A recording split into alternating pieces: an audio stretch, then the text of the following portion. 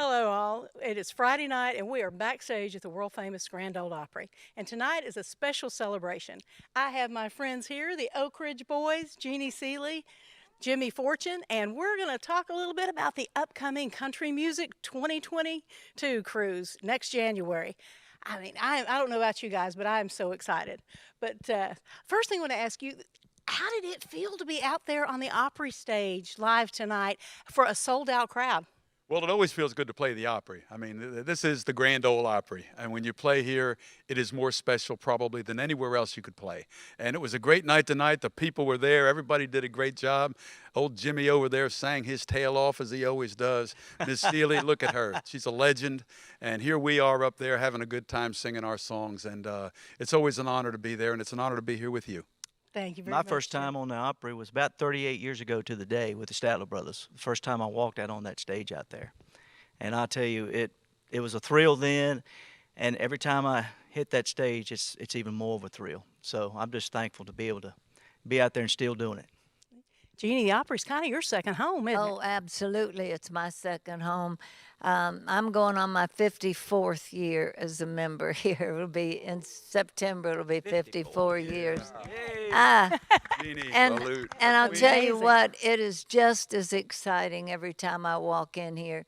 The Opry's just a way of life to me. As far back as I can remember, we listened to it, and then I started working years to get here, and I love every minute of it. I'm going to be here every time they let me come in the door.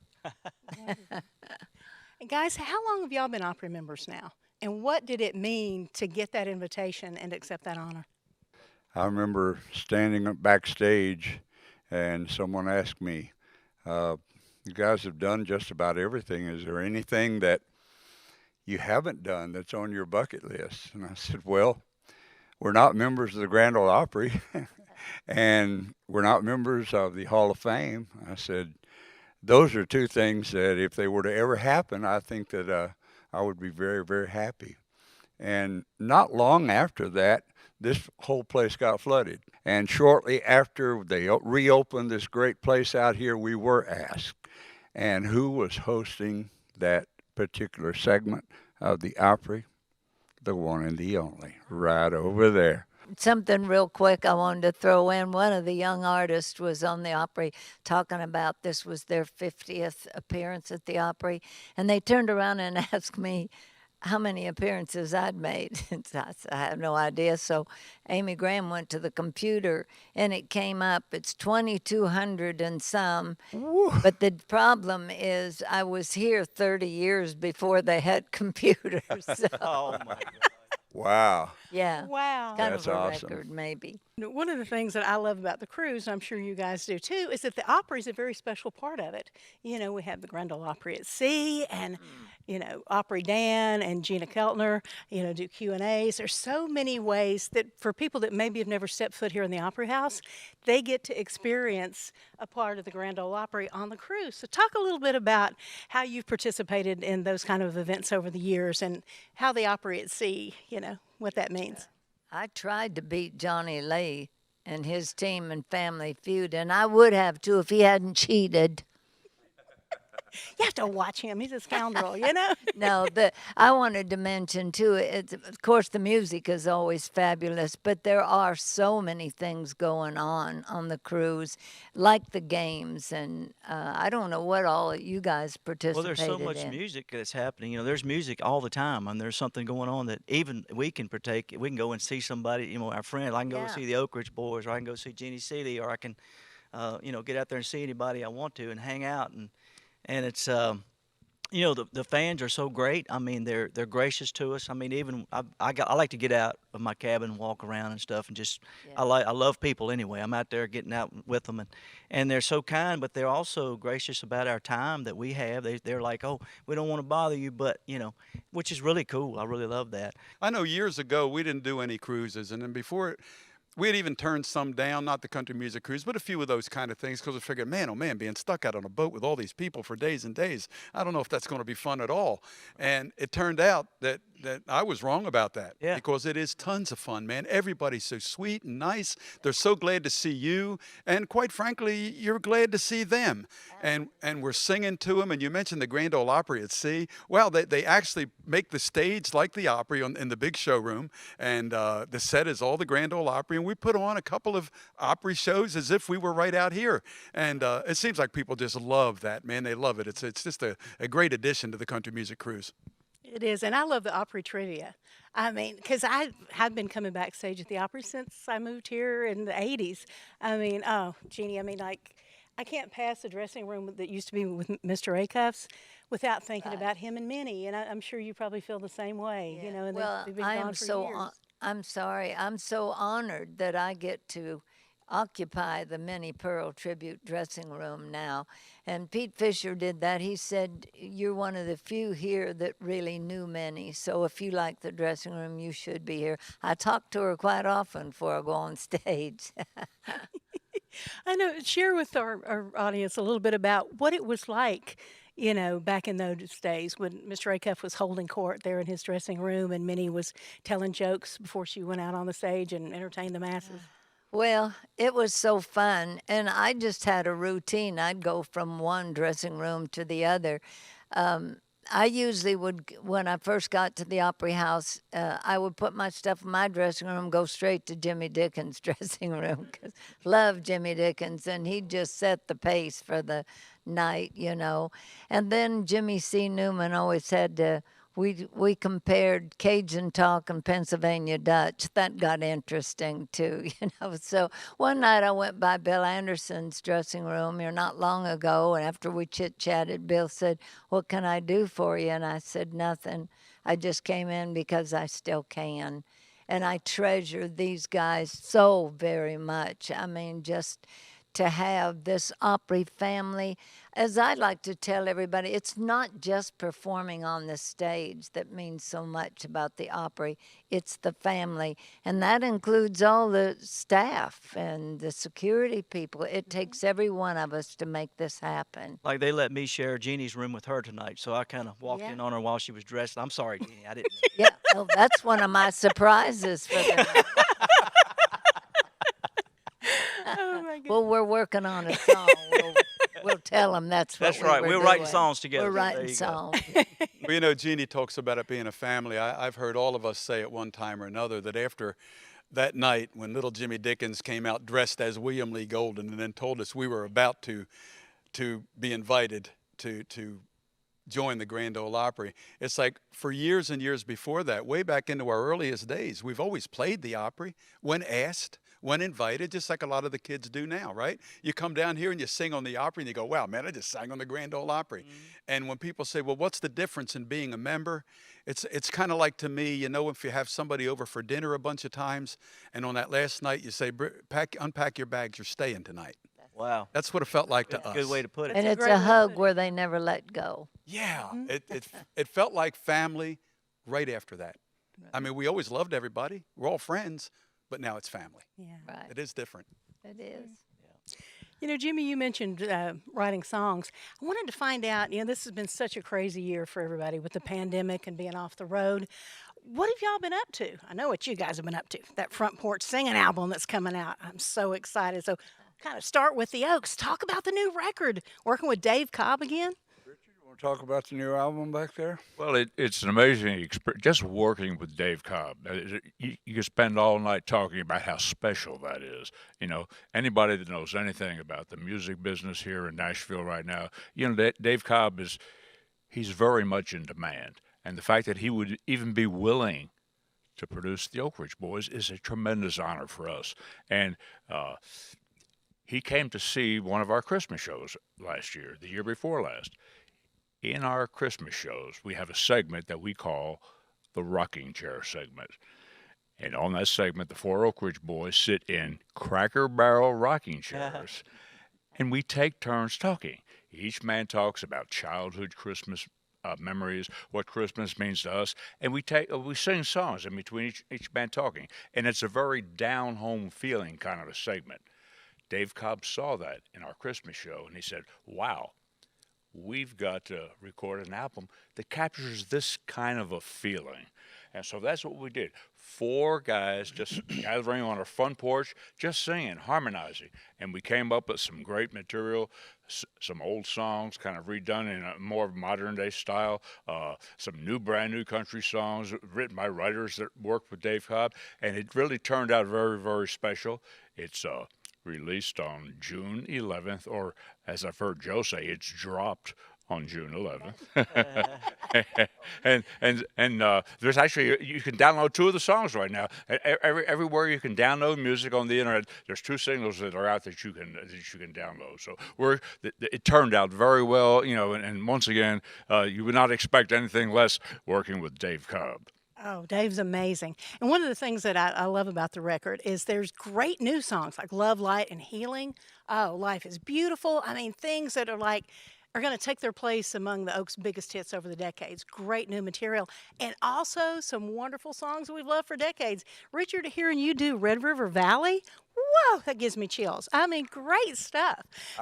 I've dreamed of hearing Richard's voice singing those verses, like "Come and sit by my."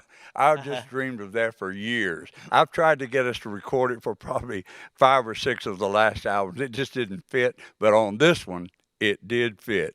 And I'm so glad we cut that song. Richard did a really good job. In fact, he did such a good job singing the verses. We told him just keep the choruses too, and we just did a trio over him. So he's got it all the way. Oh, it's amazing. And William Lee, there's a new song on there that I felt like was written for you because I can see you on the farm in Alabama when I hear Old Ways. Talk a little bit about that one and sing a lead on that incredible song. Yeah, Dave Cobb wrote that song in, and who was it wrote this? Channing Wilson. Yeah, but he's the one brought it in the night before we recorded it the next day and told me to go home, listen to it, and come back and cut it the next day. So that's how we cut it originally, and but it does. It's an old ways song, and it goes back in time for as the writing of the song, and it's a hardcore country song, so I had to get my hardcore country teeth into it. You did. It came out amazing. That's a song. It is. Hardcore country teeth. I love it. Yep. So, Jimmy, tell our audience a little bit about what you've been up to during the pandemic. Well, like I said, it's been over a year now. We started something back about the time the COVID started, and with Ben Isaacs, Mike Rogers, and Bradley Walker called. It was the project called Brotherly Love, and we just did it for the fun of it, and it turned out to be a great project, and that's really caught on. It's sold well, and it's a big demand out there for it. Of course, we couldn't really work last year. Everybody lost their work, but we actually have done it a few times on a few shows here and there, and it's really gone well. But when it all started, I started doing a thing called Jimmy Jams, and I was doing it like every day. I do a song every day. And it went on for I was thinking, man, this thing's going to end in 2 weeks, but it goes on for a month, then it goes 2 months, then it goes 3 months, and I'm like, man, this is never going to end, But, that caught on real well, too. I'd be going home, to Virginia, stop at a gas station, and this is just stuff that's on the internet, and somebody says, I love Jimmy Jams, just yelling at you at a gas station or something, so it's out there and it's catching on.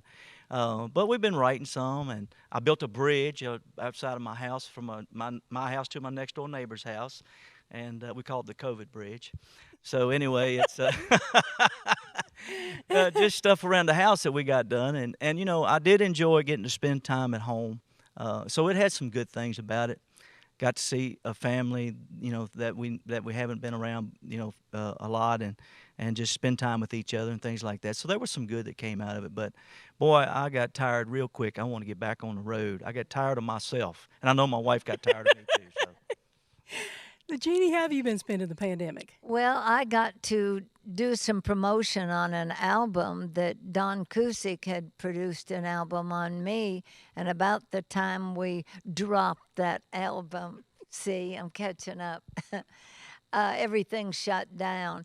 But thank goodness for Bev Moser. She found all kinds of ways, and I'm just getting to be a Zoom queen now, learning to do all these things as we have to. You have to learn new ways to do it. So I've been doing a lot of promotion on the new album, and right now we're promoting a single on If You Could Call It That, which is a song that Dottie West started. And we found it in a journal, and Steve Warner and Bobby Tomberlin wrote it, finished it. And I truly think that they finished it the way Dottie would, had she been able to finish it. And I don't know what I would have done if they would have given this song to anybody else, because I love it so much. Oh, thank Yes. you, Dwayne. Thank you. I have been wearing that album out since it came out last year. Oh, So wonderful. Thank you. Oh my goodness. And the Brotherly Love album. And y'all did a concert video out at Rory Feek's Yeah. barn that is incredible too. Yeah, I love that venue down there. It's so homey, and it's so, it just feels good, and it came out on the DVD as well.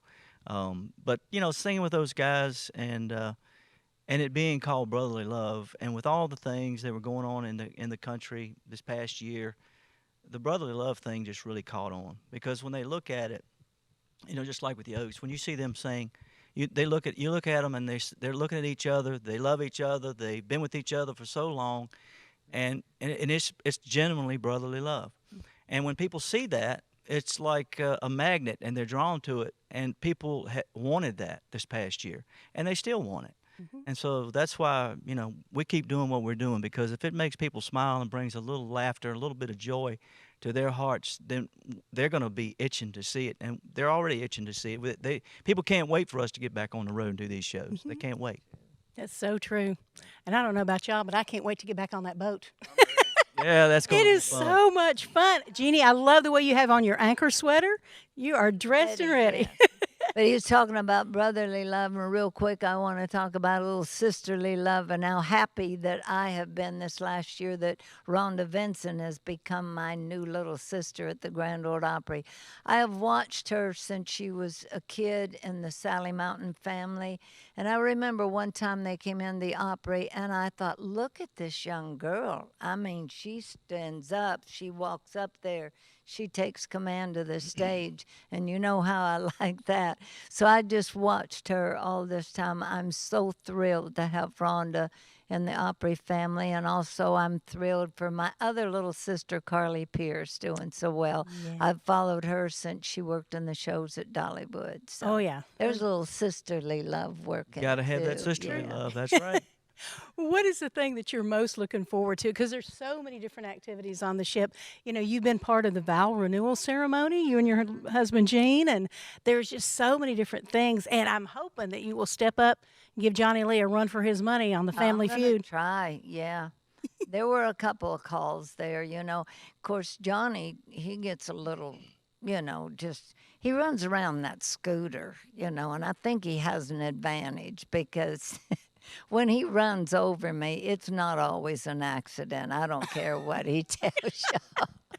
But it's so fun to be with him and to all of them. And if we don't laugh and carry on and have a good time, how can the people we're trying to entertain have fun? So it doesn't matter whether you win or lose or whether you make a mistake in stage. It's all fun. We're cruising, and I love the tropical drinks. Just saying. It's so much fun. I always tell people, even if it didn't go anywhere, if you went out in 200 yards and dropped the anchor and stayed right there, it would be the most fun you ever had. Anyway, the traveling through and going to places is just icing on a cake. It is. Well, I think this is our 5th country music cruise, and I remember the one time we left out of Florida, the Fort Lauderdale, and big storms came through, and we couldn't go to Key West for that first night.